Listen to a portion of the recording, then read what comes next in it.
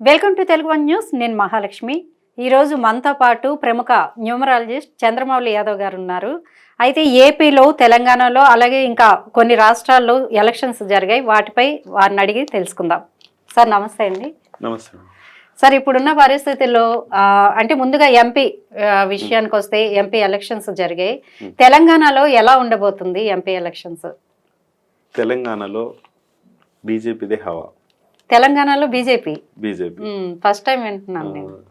ఎందుకంటే ఎన్ని సీట్స్ వస్తాయి, ఎవరు గెలుస్తారు అనేది కూడా డీటెయిల్ రిపోర్ట్ చెప్తాను నేను. సార్ ఒకసారి చూద్దాం. మనకు వచ్చేసి 4th phase మనకు ఎలక్షన్స్ జరిగాయి తెలంగాణలో. అట్లానే ఏపీలో కూడా ప్లస్ లోక్సభ ప్లస్ అసెంబ్లీ రెండు జరిగాయి.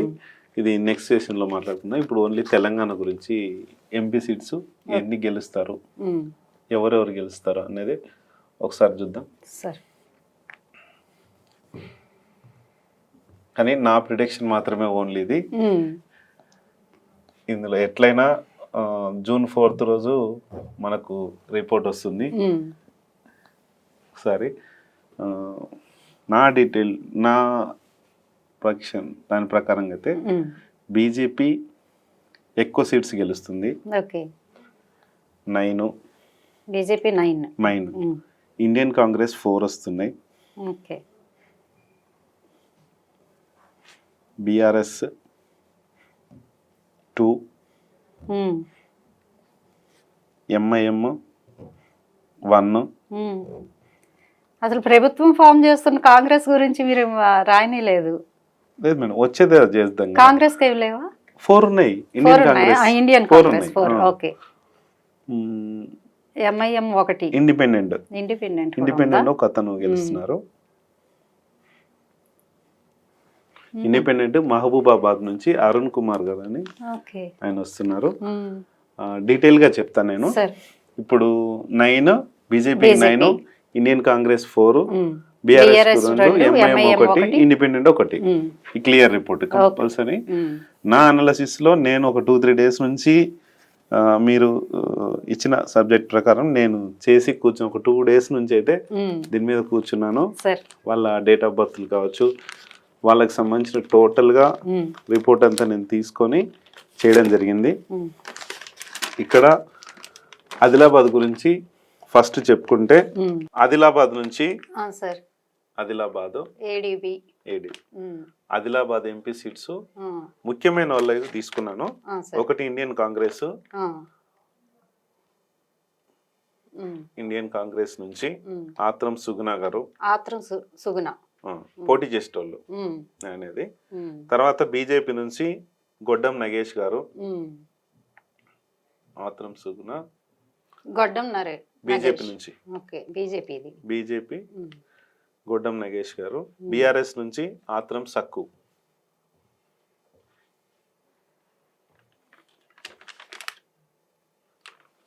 గొడ్డం నగేష్. బీఆర్ఎస్ నుంచి ఆత్రం సక్కు. వీళ్ళల్లో ఆదిలాబాద్ నుంచి గెలిచేది ఆత్రం సుగుణ గారు గెలుస్తున్నారు ఇండియన్ కాంగ్రెస్ నుంచి. ఇది నా ప్రెడిక్షన్ ప్రకారం 100%. పెద్దపల్లి నుంచి గడ్డం వంశీకృష్ణ గారు. పెద్దపల్లి అంటే ఇంకా కరీంనగర్. పెద్దపల్లి నుంచి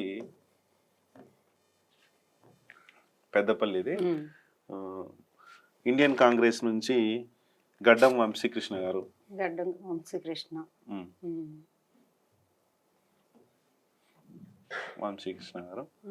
నెక్స్ట్ బీజేపీ నుంచి కొప్పుల ఈశ్వరు.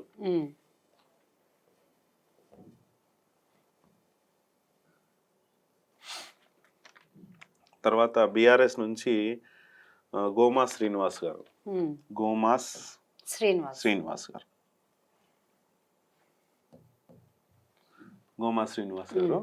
ఇక్కడ నుంచి సేమ్ పెద్దపల్లిలో కూడా ఇండియన్ కాంగ్రెసే గడ్డం వంశీకృష్ణ గారే గెలవబోతున్నారు. ఇది నెక్స్ట్ వచ్చేసి కరీంనగర్ నుంచి అండి. దాదాపు ఇక్కడ నుంచి ఎక్కువ బీజేపీ హావానే ఎక్కువ ఉన్నాయి, మిగతా 15లో. నెక్స్ట్ కరీంనగర్ నుంచి, కరీంనగర్ నుంచి వాలిచెర్ల రాజేందర్ రావు, ఇండియన్ కాంగ్రెస్. వాలిచెర్ల రాజేందర్ రావు. నెక్స్ట్ వచ్చేసి బీజేపీ నుంచి బండి సంజయ్ గారు. నెక్స్ట్ కాంగ్రెస్. బీజేపీ నుంచి బండి సంజయ్ గారు. బీజేపీ నుంచి బండి సంజయ్ గారు. నెక్స్ట్ బీఆర్ఎస్ నుంచి వినోద్ కుమార్ గారు ఉన్నారు. ముగ్గురులో ఇక్కడ బీజేపీ గెలుస్తుంది. కరీంనగర్ బండి సంజయ్ గారు గెలుస్తున్నారు పక్కాగా. నెక్స్ట్ నిజామాబాద్ నుంచి జీవన్ రెడ్డి, కాంగ్రెస్. జీవన్ రెడ్డి గారు కాంగ్రెస్ నుంచి. నెక్స్ట్ అరవింద్ కుమార్ గారు ధర్మపురి, బీజేపీ. అరవింద్ గారు బీజేపీ నుంచి, ధర్మపురి అరవింద్ గారు. నెక్స్ట్ బీఆర్ఎస్ నుంచి బాజిరెడ్డి గోవర్ధన్ రెడ్డి. బీఆర్ఎస్ బాజిరెడ్డి గోవర్ధన్ రెడ్డి గారు. కానీ ఇక్కడ బాజిరెడ్డి గోవర్ధన్ రెడ్డి గారు బీఆర్ఎస్ గెలిచబోతుందండి. బీఆర్ఎస్ కూడా ఛాన్స్ ఉంది. అయితే ఒక 2 సీట్లు వస్తాయని మనం అనుకున్నాం కదా. బాజిరెడ్డి గోవర్ధన్ రెడ్డి గారు బీఆర్ఎస్ నుంచి గెలవబోతున్నారు. నెక్స్ట్ జహీరాబాద్.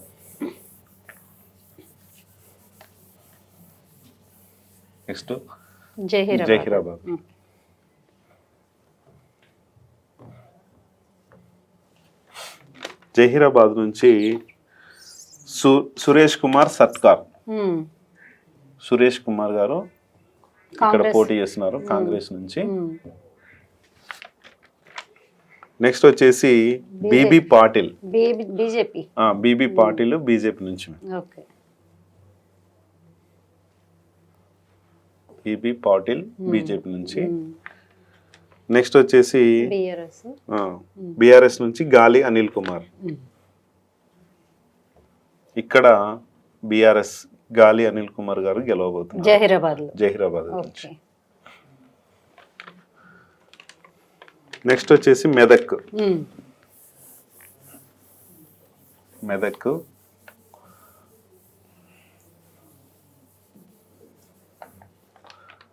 మెదక్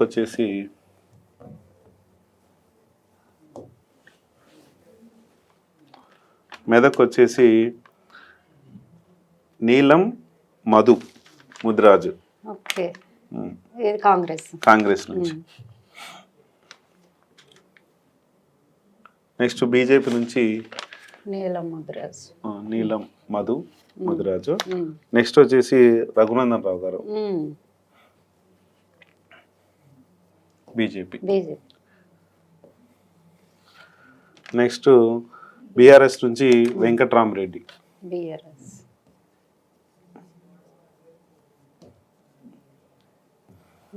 ఇక్కడ నీలం మధు గారు గెలవబోతున్నారు మెదక్లో, కాంగ్రెస్ నుంచి.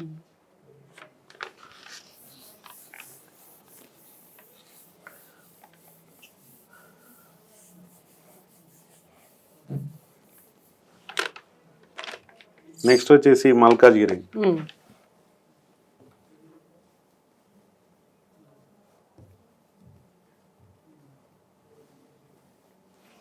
మల్కాజ్గిరి నుంచి పట్నం సునీత గారు, కాంగ్రెస్. నెక్స్ట్ ఈటెల రాజేందర్ గారు, బీజేపీ.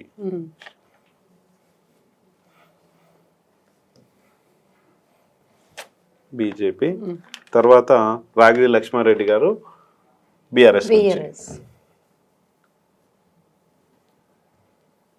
ఇక్కడ బీజేపీ ఈటెల రాజేంద్ర గారు గెలవబోతున్నారు. మళ్ళీ ఛాన్స్ వస్తుంది ఈటెల రాజేంద్ర గారు కంపల్సరీ గెలవబోతున్నారు మల్కాజ్గిరి నుంచి. చాలా ఆటుపోట్లు ఎదుర్కొన్నారు ఆయన, చాలా ఇప్పటికే వస్తుంది, గెలుస్తారు.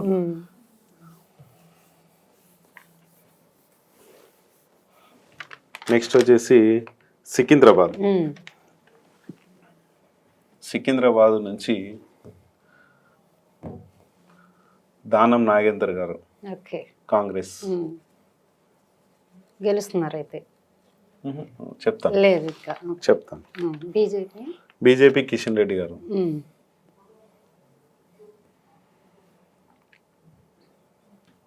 బీజేపీ కిషన్ రెడ్డి గారు ఇక్కడ నుంచి. తర్వాత బీఆర్ఎస్ వచ్చేసి పద్మరావు గారు.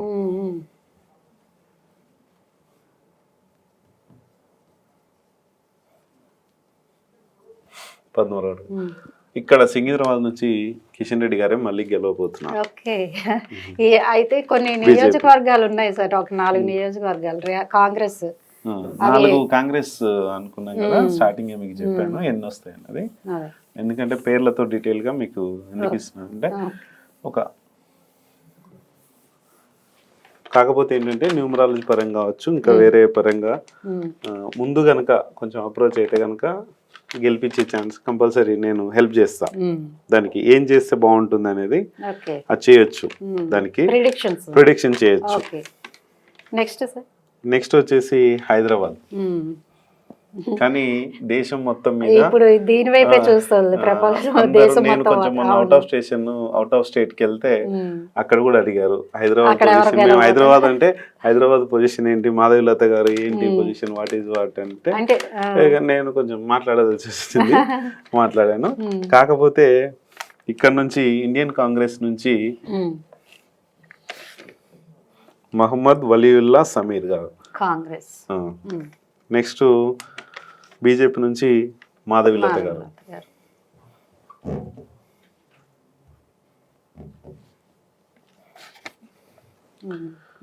బీఆర్ఎస్ నుంచి గడ్డం శ్రీనివాస్ యాదవ్ గారు. నెక్స్ట్ ఏఐఎంఐఎం నుంచి అసదుద్దీన్ ఓవైసీ గారు. ఇది అందరికి ఆల్మోస్ట్ దేశం మొత్తము ఈ సీటు పైనే హాట్ టాపిక్ నడుస్తుంది కాబట్టి 543లో 542 ఎట్లా ఉన్నా ఈ హైదరాబాద్ సీట్ మీద అందరికి చాలా వరకు ఉంది. కానీ అసదుద్దీన్ ఓవైసీ గారే గెలుస్తున్నారు. మాధవిలత గారికి సెంట్రల్ మినిస్టర్ వస్తుంది. అది ఎలా వస్తుంది అన్నది నాకు తెలియదు. కాకపోతే ఆమె ప్రిడిక్షన్ చేసి చూస్తే సెంట్రల్ మినిస్టర్ కంపల్సరీ అవుతున్నారు. కానీ ఓడిపోయి ఎలా అవుతున్నారు అన్నది నాకు కూడా తెలియదు. అది ఏం చేస్తారు అన్నది నెక్స్ట్ ఇంకా రాజకీయాల్లో రంగప్రవేశం చేస్తున్నారు. ఈ ఎలక్షన్ తో ఖచ్చితంగా చేస్తున్నారు. సెంట్రల్ మినిస్టర్ అవుతున్నారు, కన్ఫర్మ్ గా అవుతున్నారు. ఖచ్చితంగా సెంట్రల్ మినిస్టర్ అవుతున్నారు. అది ఇంకా ఎలా అవుతారు అన్నది ఇంకా నాకు తెలియదు. అదైతే భవిష్యత్ అయితే కంపల్సరీ ఇదే. ఓవైసీ గారు అయితే గెలుస్తున్నారు. నెక్స్ట్ చేవెళ్ళ. ఇండియన్ కాంగ్రెస్ నుంచి గడ్డం రంజిత్ రెడ్డి గారు.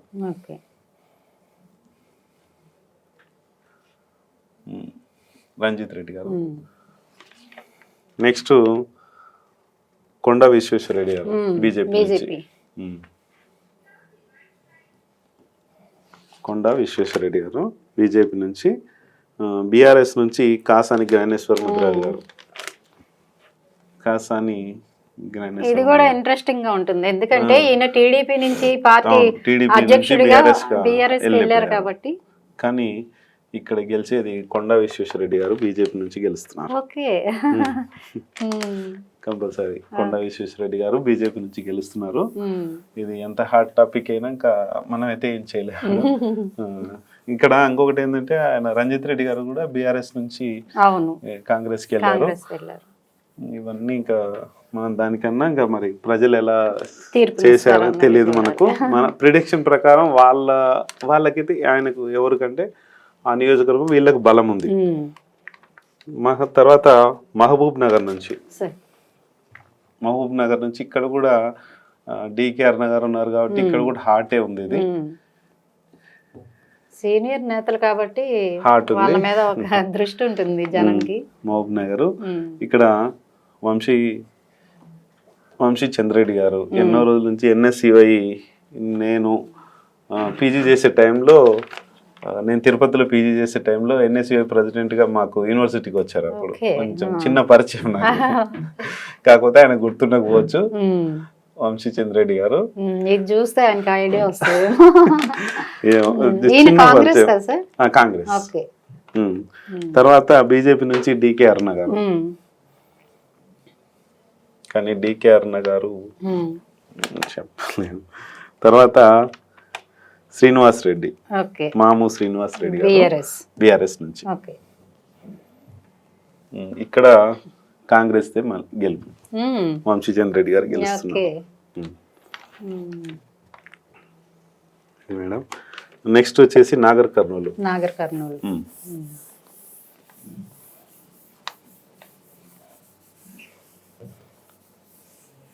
మల్లు రవి గారు వీళ్ళంతా ఆయన అంటే ఒక ఇంటర్వ్యూలో చెప్పారు నాగర్ కర్నూలు నాదే అని చెప్పి. మరి ఏమొస్తుందో ఫలితం చూడాలి. చూద్దాం. రవి గారు అన్నారు కదా, ఇది ఇట్లనే పెట్టేసి పేర్లు మారుద్దాం మేడం, ఎందుకంటే అంత కట్ చేసే బదులు. ఇది నాగర్ కర్నూలు. ఇప్పుడు నాగర్ కర్నూలు అయితే మల్లు రవి గారు కాంగ్రెస్ నుంచి.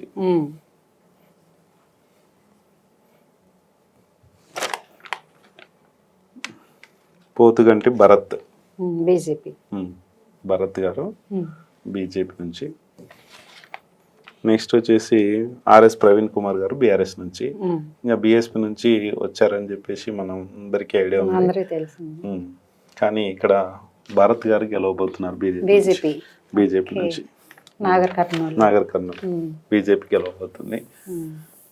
మల్లురావు గారు ఆశలన్నీ అడిగేస్తారు. ఇంకా అది ప్రజలు ఏం తీర్పిచ్చారో. ఇక్కడ మన ప్రిడిక్షన్ ప్రకారం, న్యూమరాలజీ ప్రకారం అయితేనేమో బీజేపీ గెలవబోతుంది.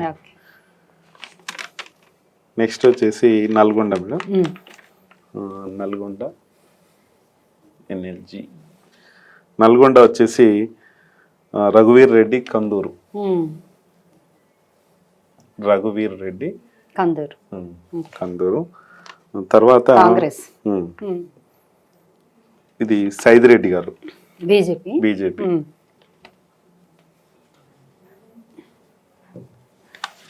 నెక్స్ట్ కృష్ణారెడ్డి గారు, కంచర్ల కృష్ణారెడ్డి గారు.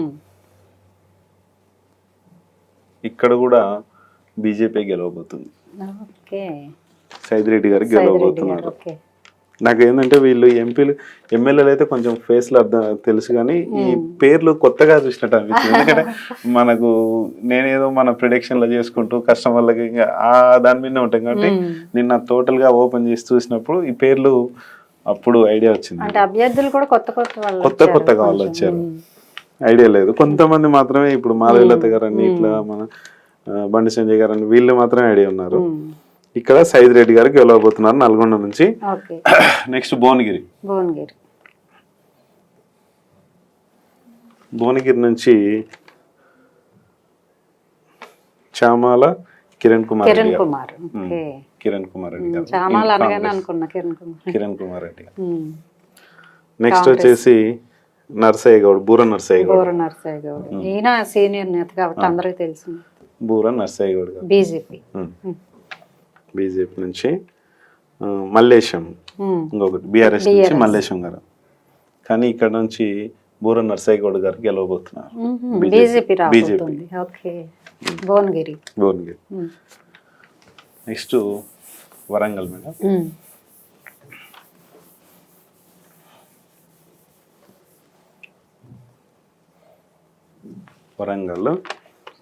వరంగల్ వచ్చేసి కడియం కన్య గారు.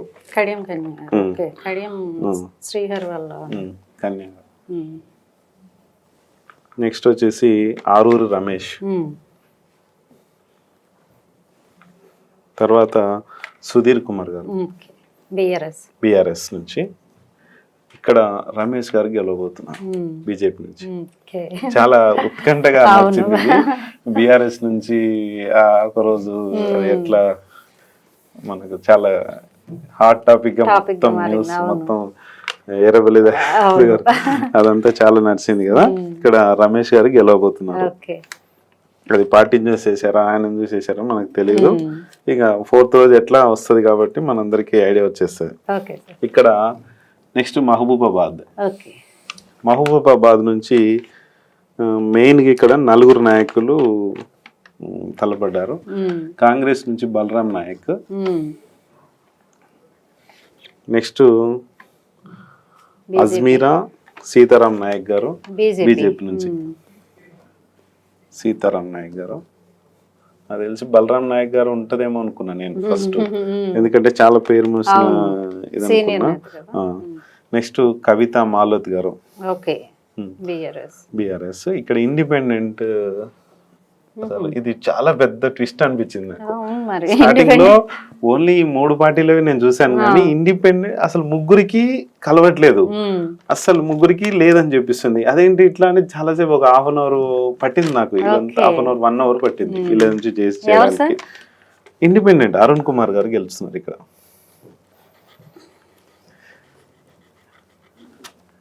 నేను అది తీసుకొని మళ్ళీ ఎంతమంది పోటీ చేస్తున్నారు మళ్ళీ చూసేసరికి అప్పుడు ఇండిపెండెంట్ నుంచి గెలవబోతున్నారు. తర్వాత ఖమ్మం మెయిన్ ఇదొకటి ఇప్పుడు హాట్ టాపిక్ గా, ఎందుకంటే అక్కడ పొంగులేటి వాళ్ళ అవునవును పొంగులేటి శ్రీనివాస్ గారు మొత్తం కాంగ్రెస్ కాబట్టి ఎక్కువ సపోర్ట్ కూడా కాంగ్రెస్ కి మనకు ఖమ్మం నుంచి అంటే బాగా అసెంబ్లీ ఎలక్షన్ లో బాగా దూసిపోయింది. అవును కానీ ఇప్పుడు మారుతుంది అంటారా? మారుతుంది అంటే మేము సర్వే కూడా చేసాం అక్కడికి వెళ్ళి, పక్కాగా సర్వే పబ్లిక్ టాక్స్ తీసుకున్నాం. పక్కాగా కాంగ్రెస్ అన్నారు, మరి చూడాలి ఫలితాలు వచ్చాక. కానీ మన ప్రిడిక్షన్ ప్రకారం కాదు. రఘురామ్ రెడ్డి కాంగ్రెస్, వినోద్ రావు గారు బీజేపీ నుంచి. నెక్స్ట్ వచ్చేసి నామా నాగేశ్వరరావు బిఆర్ఎస్. కానీ నాగేశ్వరరావు గారు చాలా టీడీపీలో చాలా సీనియర్ మోస్ట్ ఉన్నారు కానీ ఆయనకు కూడా బీఆర్ఎస్ నుంచి రావట్లేదు. వినోద్ రావు గారు గెలవబోతున్నారు బీజేపీ నుంచి.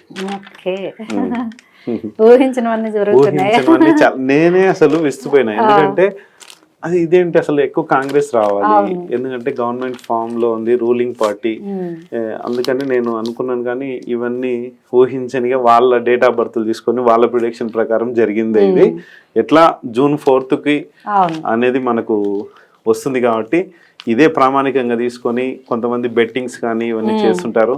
ఇవన్నీ చేసుకోకండి దయచేసి, ఎందుకంటే నేను ఓన్లీ న్యూమరాలజీ ప్రకారంగా ఒక చేయాలని మా వాళ్ళు భక్తి తెలుగు వాళ్ళు అడిగితే నేను ఒక 2 days కష్టపడి ఇదంతా చేశాను. ఇదే ప్రామాణికం కాదు, ఖచ్చితంగా ఇవి మన న్యూమరాలజీ ప్రకారం వీళ్ళు గెలుస్తున్నారు.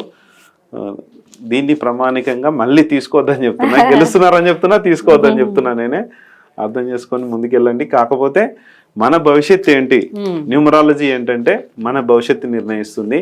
ఒక స్పీడ్ బ్రేకర్ లాంటిది, అంటే మనం స్పీడ్గా దూసుకెళ్ళిపోతుంటాం, అక్కడ ఆగి ఆలోచించమని ఈ విధంగా చేసుకోమని చెప్తుంది. ఒక న్యూమరాలజీ కావచ్చు, ఆస్ట్రాలజీ కావచ్చు, ఏదైనా సరే దాని ప్రకారంగా మనకు అక్కడ గండం ఉంది, ఆ గండాన్ని తొలగించుకోమని చెప్తుంది. ఏదైనా దాన్ని బట్టి ముందుకెళ్ళాలి, కానీ ఇదే ప్రామాణికంగా తీసుకొని దీన్నే ముందుకెళ్ళాలని వెళ్ళొద్దు.